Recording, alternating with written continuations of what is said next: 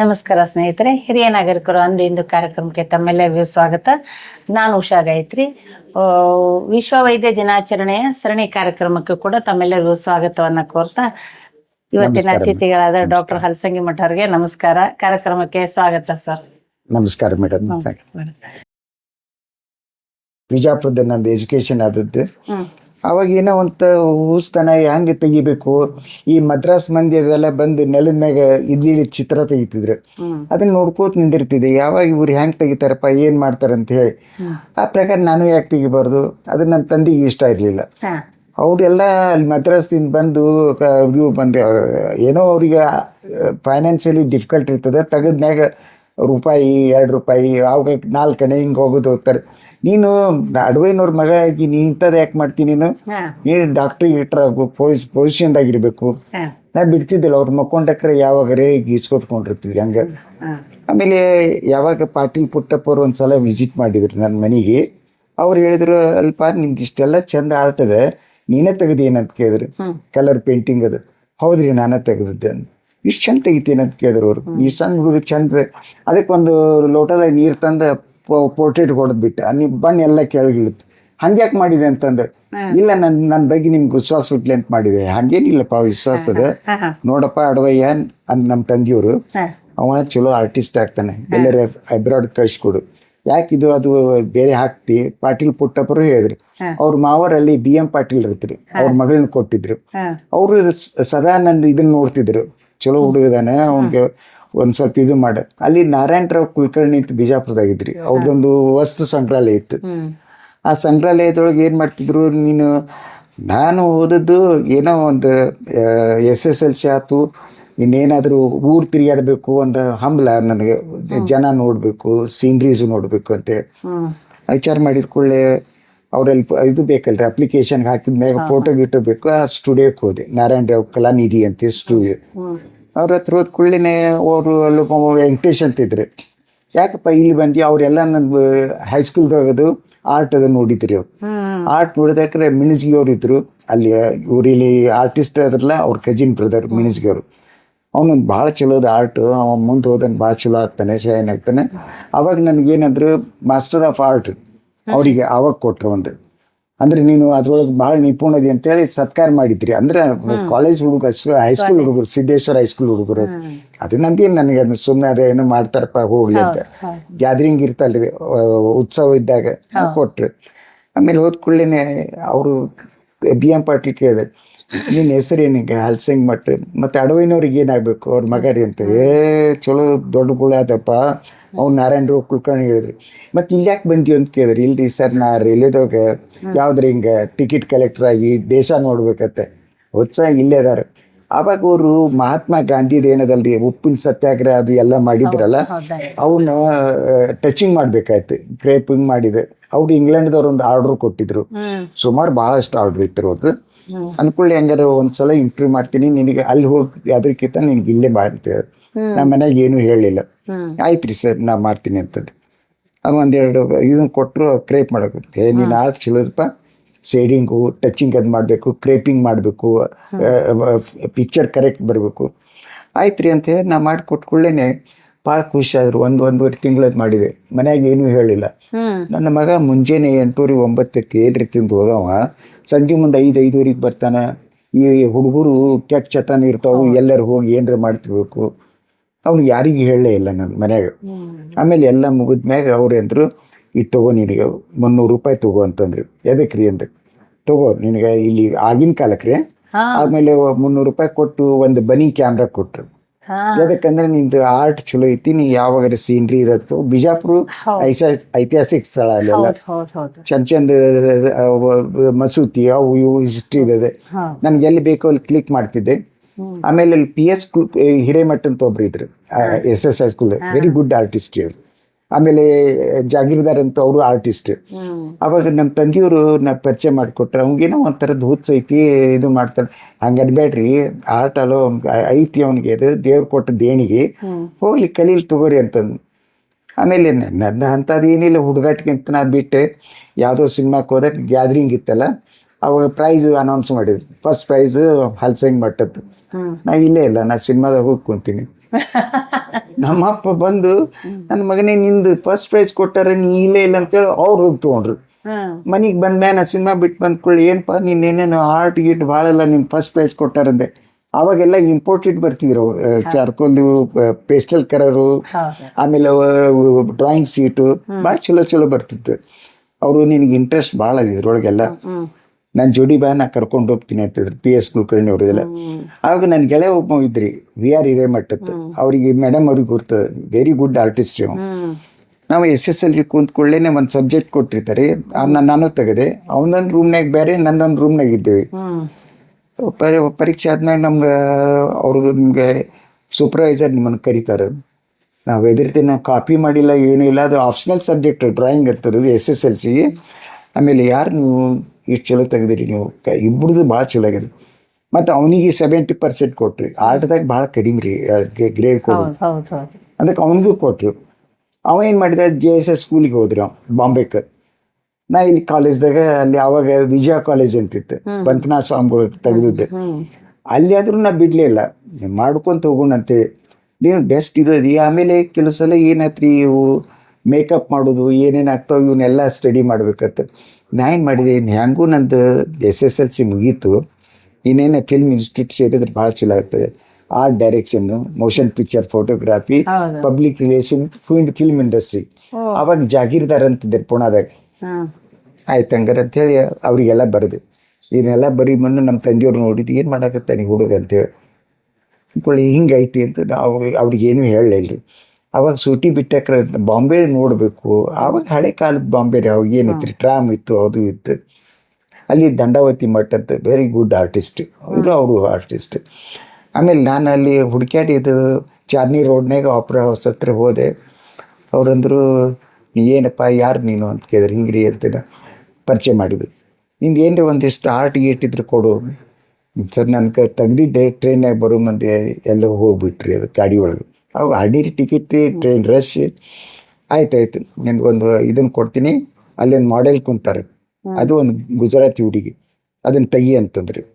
ಆಯ್ತು ರೀ ಅಂದೆ. ಪೆನ್ಸಿಲ್ ತೊಗೊಂಡೆ ಇದನ್ನು ಮಾಡ್ಕೊಂಡು ಅಲ್ಲಿ ಹುಡುಗಿನ ಕುಂಡ್ರಿಸಿ ನಾನು ಪೆನ್ಸಿಲ್ ನಿಂತ ನಾನು ಹಿಂದೆ ಬಂದು ನೋಡಿದ್ರೆ ಅದನ್ನ ಪೆನ್ಸಿಲ್ ಲಡಕತ್ ಮುರಿದು ಆ ವಿಂಡೋದಿಂದ ಹೋಗಿದ್ರು. ನೂತನ್ ಕಲಾ ಮಂದಿರ ಅಂತ ಇತ್ತು ಅದು ಬಾಂಬೆದಾಗ. ನನಗೆ ಇಲ್ಲೇ ಅಪ್ಸೆಟ್ ಆಗ್ತಿದೆ, ನಂದು ಇಂಟರ್ವ್ಯೂ ಮುಗ್ದಂಗೆ ಆಯ್ತು, ಹೊರಗೆ ನಡೀರಿ ಅಂತ. ಏನು ಮಾಡಬೇಕಪ್ಪ ಅಂತಂದು, ಹಂಗೆ ಮಾಡಬಾರ್ದು, ಈ ಚಾರ್ಕೋಲ್ ಇರ್ತಲ್ಲ ಆ ಸ್ಟ್ರೋಕ್ಲಿಂದ ಹಿಂಗೆ ಕಟ್ ಮಾಡ್ಕೊಂಡು ತೆಗಿಬೇಕು. ಅದು ನನಗೆ ಭಾಳ ಇಷ್ಟ ಆತ್ರಿ. ಅವರು ಒಂದು ಗುಜರಾತಿ ಹುಡುಗಿನ ಕುಂಡ್ರಿಸಿದ್ದಾರೆ. ಆವಾಗ ನಂದು ಹೇಳ್ಕೊಳ್ಳೋಂಥ ಪರಿಸ್ಥಿತಿನೂ ಇರಲಿಲ್ಲ. ವ್ಯಾಪಾರಸ್ಥರ ಮಂದಿ ನಮ್ಮ ತಂದೆಯವರು. ಏನೋ ಆರ್ಡಿನರಿಯಾಗಿ ಬಂದೆ, ಇಲ್ಲಿ ದಂಡವತ್ ಮಠರು ಆಶ್ರಯ ಕೊಟ್ಟರು. ಸಂಜೆ ತನಕ ಅಲ್ಲಿಂದ ಅರೆಮಿಲ್ ಕಾಲನಿ ಐತಿರಿ, ಆಪೆರಾ ಹೌಸ್ ಅಂತ, ಅಲ್ಲಿ ಟಾಕೀಸ್. ಆಕೆ ನನ್ನ ಚಿತ್ರ ನೋಡಿದ ಕಡೆ ಒಂಥರ ಅನ್ನಿಸ್ತು, ಈ ಇಷ್ಟು ಚಲೋ ತೆಗಿತಿ ಬಾ ಅಲ್ಲಿ ಹಾಲ್ ಆಪೆರಾ ಹೌಸ್ ಅಂತಾರೆ, ಅಲ್ಲಿ ಅರೆಮಿಲ್ ಕಾಲನಿ ಹಾಲ್. ಆಗ ಕುದಿಸಿ ನನಗೆ ಅಲ್ಲಿಂದ ಈ ಮುಂದೆ ಹೋಗಂತ. ಯಾವಾಗ ನಾನು ಇದು ರೋಡ್ ಮ್ಯಾಗ ವಡಾಳ ಸ್ಟೇಷನ್ದಾಗ ಅಥವಾ ದಾದರ್ನಾಗ ಡ್ರಾಯಿಂಗ್ ಪೇಪರ್ ತೊಗೊಂಡು ಸ್ಕೆಚ್ ಮಾಡ್ಕೊತ ಕುಂಡಿರ್ತಿದ್ದೆ ಯಾವಾಗ. ಮತ್ತೆ ಇಲ್ಲಿ ಬಾಂಬೆದಾಗ ನಾನು ಹೊತ್ತು ಹೆಂಗೆ ಹೋಗ್ಬೇಕ್ರಿ.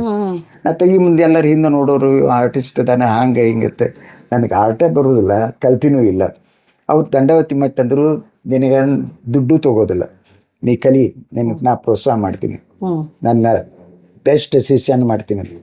ನನಗೇನಿಸ್ತು, ಇವ್ರು ಯಾಕೆ ನಾನು ಹಚ್ಕೊಳ್ಕತ್ತಾರೆ, ಅವರಿಗೆಲ್ಲ ಬರೀ ಹೆಣ್ಮಕ್ಳಿದ್ರು. ದಂಡವತಿ ಮಠರು ಸ್ವಾಮಿ, ನಾವು ಹಲ್ಸಂಗ್ ಮಠನ ಸ್ವಾಮಿ, ಒಂದು ಹುಡುಗಿನ ಕೊಟ್ಟು ಮದುವೆ ಮಾಡಿದ್ರು ಅದು. ಆಮೇಲೆ ನಾನು ಇವರು ನನಗೆ ಗಾಳ ಹಾಕ್ಯಾರಪ್ಪ, ಅದಕ್ಕೆ ಬೇಡ ಅಂತ ತಿಳ್ಕೊಂಡು ಇವರೆಲ್ಲ ತೆಗಿ ಮುಂದೆ ನೋಡಿದರು. ಅಷ್ಟೊತ್ತಿಗೆ ನನ್ನ ರಿಸಲ್ಟ್ ಬಂತು ರೀ. ರಿಸಲ್ಟ್ ಬಂತು, ನಾನು ಪಾಸ್ ಆಗಿರ್ಲಿಕ್ಕಿಲ್ಲ. ಯಾಕಂದರೆ ಆರ್ಟಿಸ್ಟು, ಡ್ರಾಮಾಟಿಸ್ಟು ಮತ್ತು ಇವರು ಏನಿರ್ತಲ್ಲ ಹಾಡು ಹಾಡೋರು ಅಷ್ಟು ಶಾಣೆರು ಇರೋದಿಲ್ಲ, ಮೆಥಡ್ಸ್ ಫೇಲ್ ಆಗಿರ್ಬೇಕಂತ. ಆಮೇಲೆ ನಾನಂತೆ ನಮ್ಮ ತಂದೆಯವ್ರ ಫೋನ್ ಬಂತು, ಅಂದರೆ ಟೆಲಿಗ್ರಾಮ್. ಅವಾಗ ಫೋನ್ ಭಾಳ ವೇಟ್ ಮಾಡಬೇಕಾಗ್ತಿತ್ತು. ಅಂದ್ಕೊಳ್ಳಿ ಅಲ್ಲಿವರು ಭೋಪಾಳೆ ಅಂತಿದ್ರು, ಅವ್ರ ಮನೆಯೊಳಗೆ ನಾ ಇದ್ದೆ. ಅವರು ಕರ್ಕೊಂಡೋಗಿ ದಂಡವತ್ ಮಠದ್ದು ಪರಿಚಯ ಮಾಡಿಸ್ಕೊಟ್ಟಿದ್ರು ಅವರೆಲ್ಲ. ಇನ್ನೂ ಒಂದು ನನಗೆ ಬಂದು ಆವಾಗ ಈ ರಾಜ್ ಕಪೂರು, ಆಲ್ಮೇಲ್ಕರ್ ಆರ್ಟಿಸ್ಟ್ಗಳು, ದೊಡ್ಡ ಆರ್ಟಿಸ್ಟ್, ಅವು ನನಗೂ ಗೊತ್ತಿರಲಿಲ್ಲ. ಹಿಂಗೆ ಏನೋ ಪರಿಚಯ ಮಾಡ್ಬಂದ ಯಾವ ಇದು ಒಂದು ಆರ್ಟ್ ಎಕ್ಸಿಬಿಷನ್ದಾಗ ಆಲ್ಮೇಲ್ಕರ್ ಅವ್ರದ್ದು ಹಿಂಗೆ ನನ್ನ ಪರಿಚಯ ಆಯ್ತು. ನಿನ್ಗೆ ಇಷ್ಟು ಇಂಟ್ರೆಸ್ಟ್ ಇದ್ದರೆ ನೀ ಆರ್ಟ್ ಯಾಕೆ ತೊಗೊಂಡು ಬರಬಾರ್ದು? ಬಿಡು ಸರ್, ನನಗೆ ಅದ್ರ ಬಗ್ಗೆ ಟ್ರೈನಿಂಗು ಗೊತ್ತಿಲ್ಲ, ನಾನು ಈಗ SSLC ಹುಡುಗ, ನಾ ಏನೋ ಆಗ್ಬೇಕಂತ ಹೋಗಿದ್ದೆ, ಏನೋ ಟಿ ಸಿ ಆಗ್ಬೇಕಂತೆ. ಇವರೊಬ್ರು ನಾರಾಯಣರಾವ್ ಕುಲಕರ್ಣಿ ಅವರು ಅಂದ್ರೆ ಬೇಡ, ಇಲ್ಲಿ ಮಹಾತ್ಮ ಗಾಂಧಿದು ಎಲ್ಲ ಮಾಡಿ ಲಂಡನ್ಗೆ ಹೋಗ್ತಾ ನಿನ್ನ ಹೆಸರು ಹೋಗ್ತದೆ. ಅವರು ಆವಾಗಿನ ಕಾಲಕ್ಕೆ 80 ಲಕ್ಷ ಕೊಟ್ಟು ತೊಗೊಂಡಿದ್ರಿ. ನನಗೆ ಸಿಕ್ಕದ್ದು ಬರೀ 300 ರೂಪಾಯಿ ಒಂದು ಬನಿ ಕ್ಯಾಮ್ರಾ. ಆವಾಗಿನ ಕಾಲಕ್ಕೆ ರೇಟ್. ಆ ದುಡ್ಡನ್ನ ನಾವು ವೇಸ್ಟ್ ಮಾಡಲಿಲ್ಲ ರೀ. ಅದು ತೊಗೊಂಡು ಒಂದು ಬುಷ್ ರೇಡಿಯೋ ತೊಗೊಂಡು. ನಮ್ಮ ಮನೆಗೆ ಬುಷ್ ರೇಡಿಯೋ ಇರಲಿಲ್ಲ. ಅವಾಗ ಎಷ್ಟು ಬರ್ತಿತ್ತು ರೀ ಲೈಟ್ ಬಿಲ್ ಗೊತ್ತದು, 5 ರೂಪಾಯಿ 6 ರೂಪಾಯಿ.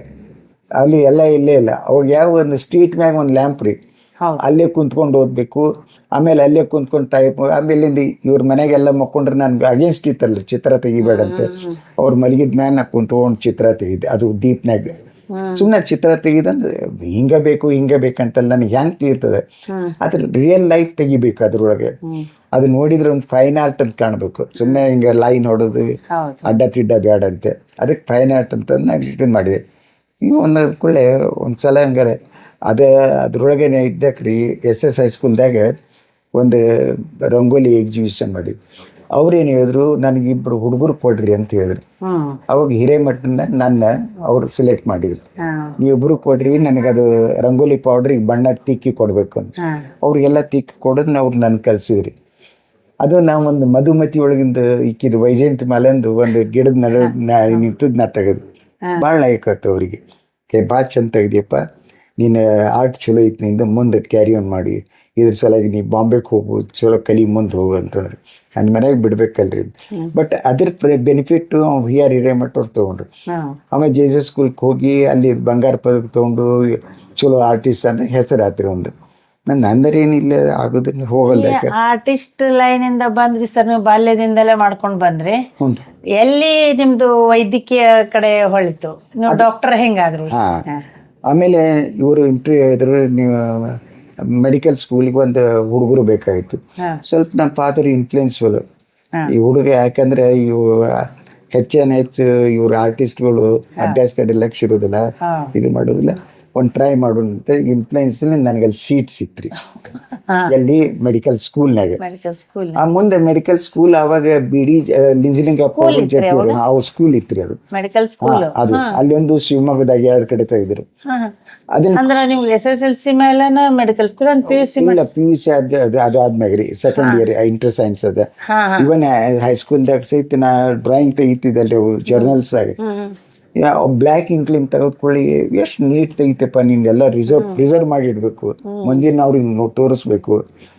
ಅವ್ರು ನೀನು ಕರಿಸಿ ತೋರಿಸಿದ್ರು ನೋಡಿ ಹೆಂಗೆ ತೆಗ್ದ. ನಾವೆಲ್ಲ ಪೆನ್ಸಿಲ್ ಯೂಸ್ ಮಾಡ್ತಿದ್ರಿ, ಡೈರೆಕ್ಟ್ ಬ್ಲ್ಯಾಕ್ ಇಂಕ್ ಯೂಸ್ ಮಾಡಿತ್ತು, ಪ್ರಿಂಟ್ ಆದಂಗೆ ಬರಬೇಕು ಅವೆಲ್ಲ.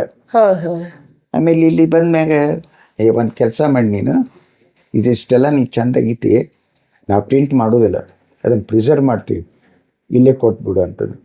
ಆಮೇಲೆ ಯಾವಾಗ ನನಗೆ ಇಲ್ಲಿ ಮೆಡಿಕಲ್ ಕಾಲೇಜ್ ಅವ್ರು ಕ್ಲೋಸ್ ಮಾಡಿದ್ರು, ಅದಕ್ಕೆ ಎಲ್ಲರನ್ನೂ ಡಿಸ್ಟ್ರಿಬ್ಯೂಟ್ ಮಾಡಿದ್ರು. ಕೆಲವರಿಗೆ ಬೆಂಗಳೂರಿಗೆ ಕಳಿಸ್ಕೊಟ್ರು, ಎಲ್ಲೆಲ್ಲಿ ಮೆಡಿಕಲ್ ಕಾಲೇಜು ಅಲ್ಲಿ. ನನಗೆ ನಿಯರೆಸ್ಟ್ ಅಂದ್ರೆ ಬಿಜಾಪುರದವ್ರಿಗೆ ಇಲ್ಲಿ ಹುಬ್ಳಿ KMC ಅಲ್ಲಿ ಹೋದೆ. ಅಂತ ಶಾಣೆ ತಲೆನೂ ಅಲ್ಲ, ಏನಪ್ಪ ಇವ ಡಾಕ್ಟರ್ ಅದಾರ, ಇವರೆಲ್ಲ ಆರ್ಟಿಸ್ಟ್ಗಳು ಅಂದರೆ ಅಷ್ಟೊಂದು ಇದನ್ನೇ ಇರೋದಿಲ್ಲ. ಅದು ಹೋಗಲಿ ಅಂತೇಳಿ ಅಲ್ಲಿ ಜಾಯ್ನ್ ಆದ ಕೂಡಲೇ ಅವಾಗ ಈ ಚಲೋ ಡಾಕ್ಟರ್ಸ್ ಅದು ಅವ್ರಿಗೆ ಇದ್ರ ಆರ್ಟದ ಬಗ್ಗೆನೇ ಗೊತ್ತಿಲ್ಲ. ಯಾವಾಗ ನಾ ಇಂಟ್ರೊಡ್ಯೂಸ್ ಮಾಡಿದ ಕೂಡಲೇ ಅಲ್ಲಿ ಮ್ಯಾಗಝಿನ್ ಸೆಕ್ರೆಟ್ರಿ ಅಂತ ಅದು. ಆವಾಗ ನನ್ನ ಕೈಯಾಗ ಒಂದು ಅಧಿಕಾರ ಬಂತಲ್ರಿ, ಈ ರಂಗೋಲಿ ಹಾಕೋ ಹುಚ್ಚು ಬಂದ್ಬಿಡ್ತು ಅವ್ರಿಗೆಲ್ಲ. ಏನು ಚಂದ ಆಗ್ತಾನೆ ಹುಡುಗ. ನೀವು KMC ಅಲ್ಲಿ ಓದೋದಕ್ಕೆ ಅಂತ ಬಂದ್ರಿ ಸರ್, ಜಾಬಿಗೆ ಅಂತ ಬಂದ್ರಿ? ಇದಕ್ಕೆ KMC ಓದಾಕಂತ ಬಂದಿದ್ರಿ ಅಲ್ಲಿ. ಆವಾಗ ಅದು ಅವರು ಇಯರ್ಲಿ ಒಂದು ಎಕ್ಸಿಬಿಷನ್ ಮಾಡ್ತಿದ್ರು. ಅಲ್ಲೊಂದು ನ್ಯಾಷನಲ್ ಲೆವೆಲ್ ಒಂದು ಇದು ಆತ್ರಿ, ಏನಪ್ಪ ಅಂದ್ರೆ ಕಾನ್ಫರೆನ್ಸ್. ಆವಾಗ ಡಾಕ್ಟರ್ ಹುಯಿಲ್ಗೋಳ್ ಅಂತ ಅವರೊಬ್ರು ಇದ್ರು, ಕಣ್ಣಿನ ಡಾಕ್ಟ್ರು. ಆಮೇಲೆ ಅನಿಲ್ ಟಕ್ಕರ್ ಅಂತಿದ್ದ, ಆರ್ಟಿಸ್ಟು ಡ್ರಾಮಾಟಿಸ್ಟು. ಒಂದು ದಿವಸ ನನಗೆ ಬಂದು ಹೇಳಿದ್ರು, ಹಲ್ಸಂಗ್ ಭಟ್, ನಾನು ಹಾಸ್ಟೆಲ್ನಾಗಿದ್ದೆ, ಕೂಡಲೇ ನಿಮ್ಮನ್ನು ನಾವು ಪರಿಚಯ ಮಾಡಿಕೊಟ್ಟಿನಿ, ನಾನು ಆರ್ಟಿಸ್ಟ್. ಆಮೇಲೆ ಅನಿಲ್ ಟಕ್ಕರ್ ಅಂದರೆ ಡ್ರಾಮಾ ಗೀಮಾ ಬರೆಯೋರು, ಫಿಲ್ಮ್ ಲ್ಯಾಂಡ್ ಇದ್ದವ್ರದ್ದೆಲ್ಲ. ಕೂಡಲೇ ಏನು ಮಾಡ್ಬೇಕ್ರಿ, ನಿಂದೊಂದು AK ಇಂಡಸ್ಟ್ರಿ ಒಳಗೆ ಒಂದು ಎಕ್ಸಿಬಿಷನ್ ಮಾಡ್ತೀವಿ, ನಿಂದೊಂದು ನಮ್ಗೆ ಹೆಲ್ಪ್ ಬೇಕು, ನೀವು ಒಂದು ರಂಗೋಲಿ ಹಾಕ್ಕೊಡ್ಬೇಕಂದ್ರೆ. ಕೂಡಲೇ ನಂದೆ ಅದು ಬೆಳತನಕ ಹಾಕ್ಬೇಕ್ರಿ, ಆವಾಗ ವಯಸ್ಸು ಇತ್ತಲ್ರಿ. ಆಯ್ತು ರೀ, ಹಾಕಿಕೊಡ್ತೀನಿ ನಾನು. ಆಯ್ತು, ರಾತ್ರಿ 8:30 9ಕ್ಕೆ ನಾ ಹೋದೆ, ಬೆಳಗಿನ ತನಕ ರಂಗೋಲಿ ಹಾಕಿದ್ವಿ. ಅವಾಗ ಭರತ್ KMG ಅಂತ ನೀವು ಹೆಸರು ಕೇಳಿ ಹುಬ್ಳಿ ಒಳಗ್ರಿ. ಅದು ಪ್ರಕಾಶ್ ಹೋಟೆಲ್ ಇದಲ್ರಿ ಸ್ಟೇಷನ್ ರೀ, ಅಲ್ಲಿ ಅವ್ರದ್ದು AK ಇಂಡಸ್ಟ್ರಿ ಇತ್ತು. ಅವ್ರು ರಾತ್ರಿ ನೋಡಕ್ ಬಂದ, ಏನ ಬಾಂಬೆದಾಗ ಭಾಳ ನೋಡೀವಿ ಇಂಥವ್ರೆಲ್ಲ ಅಂತ ಹೋಗಿ ಮಕ್ಕೊಂಡ್ಬಿಟ್ಟ. ಮುಂಜಾನೆ ಬಂದು ನೋಡ್ತಾನೆ, ಅರಿವನು ಕರ್ನಾಟಕದಾಗ ಈ ಹುಡುಗ ಇಷ್ಟು ಚಂದ, ಅವ್ರು ಯಾರೂ ಇರ್ಲಿಲ್ರಿ, ನಾವು ಒಬ್ಬನೇ ಹಾಕಿಡ್ಕಲ್ಲ, ಭಾಳ ಚಂದ ಹಾಕಿದ್ದೀನಿ. ನಾ ಯಾರಿಗೆ ಇನ್ವೈಟ್ ಮಾಡಿದಿಲ್ಲ, ನಿನಗೆ ನಾವು ಸ್ಪೆಷಲ್ ಇನ್ವೈಟೇಷನ್, ನನ್ನ ಜೋಡಿ ಇವತ್ತು ಬ್ರೇಕ್ಫಾಸ್ಟಿಗೆ ಬರಬೇಕು, ನಾ ಕಾರ್ ಕೊಟ್ಟು ಕಳಿಸ್ತೀನಿ. ಕೇಮ್ಸ್ವಾಗ ಹಾಸ್ಟೆಲ್ನಾಗ ಇದ್ರಿ, ಮನೆಗೆ ಹೋಗಿ ನೀನು ಜಾಕ ಮಾಡಿ ಫ್ರೆಶ್ ಆಗಿ ಇಲ್ಲೇ ಮಾಡ್ತೀರಿ ಮಾಡಿ. ಅರಿಬಿ ಇಲ್ಲಲ್ರಿ, ಅದ್ರ ರಂಗೋಲಿ ಹಾಕ್ಬೇಕಾದ್ರೆ ಬಣ್ಣ ಎಲ್ಲ ಅದು ಒಂದು ಲೇಕ್ ಕಲರ್ ಅಂತ ಇರ್ತೈತ್ರಿ, ನೀವು ಕೇಳಿರಿಲ್ಲ ಅಂತ. ಅದನ್ನ ತಿಕ್ಕಿ ತಿಕ್ಕಿ ತಿಕ್ಕಿ ಎಲ್ಲ ಕೈ ಎಲ್ಲ ಇದು ಆಗ್ತಿತ್ರಿ ಓರ್. ಆಮೇಲೆ ರಂಗೋಲಿ ಮಿಕ್ಸ್ ಮಾಡ್ಬೇಕಲ್ಲ, ಅದೇ ಕಲರ್ ಬರಬೇಕು, ಇದು ಬರ್ಬೇಕಲ್ಲ. ಆಯ್ತು, ಇಷ್ಟೆಲ್ಲ ಮಾಡಿದ್ಮ್ಯಾಗ ಅದಕ್ಕಿಂತ ಮುಂಚೆ ಒಂದ್ಸಲ ಕರ್ನಾಟಕ ಕಾಲೇಜ್ದಾಗ RC ಹಿರೇಮಠರು ಇಲ್ಲಿ ಇದ್ರದಿದ್ರಿ ವೈಸ್ ಚಾನ್ಸಲರ್, ಅಡಿಕೆಯವರು ಇದ್ರಿ. ಅವ್ರಂತಂದ್ರು ಒಂದು ಯುವಜನೋತ್ಸವ ಅಂತ ಮಾಡ್ತಿರ್ತಾರೆ ಯೂನಿವರ್ಸಿಟಿ ಒಳಗೆಲ್ಲ, ಈ ಕರ್ನಾಟಕ ಕಾಲೇಜ್. ಅವಾಗ ನಾನು ಇಲ್ಲಿ ಸೆಕೆಂಡ್ ಇಯರ್ ಇಂಟ್ರಿ ಸೈನ್ಸ್ಗಿದ್ದಕ್ಕೆ ಇಲ್ಲಿ ಆರ್ಟ್ ಅಂತ ಅರೋರಾ ಮೇಡಮ್ ಅಂತ ಇದ್ರು, ಅರೋಜಾರು ಅವ್ರ ಮಗಳು ಈಸ್ ಅ ವೆರಿ ಇದ್ರಿ ಸೊಫಿಸ್ಟಿಕೇಟೆಡ್, ಭಾಳ ಚಂದ ಇದ್ಲು, ಆರ್ಟಿಸ್ಟಿಕ್ ಫೇಸ್ ಗೀಸ್. ಅದು ನಮ್ದು ವಾಲ್ ಪೇಪರ್ ಅಂತ ಹಾಕ್ತಿದ್ದೆ ವಾರಕ್ಕೊಮ್ಮೆ, ನೀವು ತೆಗೆದಿದ್ದು ಹಾಕಿ ವಾರಕ್ಕೊಂದು ಹಾಕ್ತಿದ್ದೆ. ಅವನು ಹಿರೇಮಠನೂ ಹಾಕ್ತಿದ್ದ. ಇಷ್ಟು ಚಂದ ಹಾಕ್ತಾರಂತ ಅಡ್ಡಿ ಇಲ್ಲ, ನಿಮ್ದು ಪ್ರೋತ್ಸಾಹ ಮಾಡೋದು ಅವರಿಗೆ, ಇದು ಮಾಡೋದು ಬೇಡ. ಹಂಗಾರೆ ಇವತ್ತು ಒಂದು ಎಕ್ಸಿಬಿಷನ್ ಮಾಡೋಣಂತ, ನಿಮಗೂ ಕೊಡ್ತೀನಿ. ಅವಾಗ ಆಶಾ ಪರೇಖ್ ಅಂತ ಹೆಸರು ಕೇಳಿರ್ಬೇಕು, ಫಿಲ್ಮ್ ಆ್ಯಕ್ಟ್ರೆಸ್. ಆಕೆ ಕಣ್ಣಿಗೆ ಎಣ್ಣೆ ಭಾಳ ಚೆಂದಿತ್ರಿ. ನಾವೊಂದು ಹಾಕಿದೆ, ನಾನೇ ಹಾಕಿನಿ ಅಂತ ಹೇಳಬಾರ್ದು ಯಾರಿಗಂತ.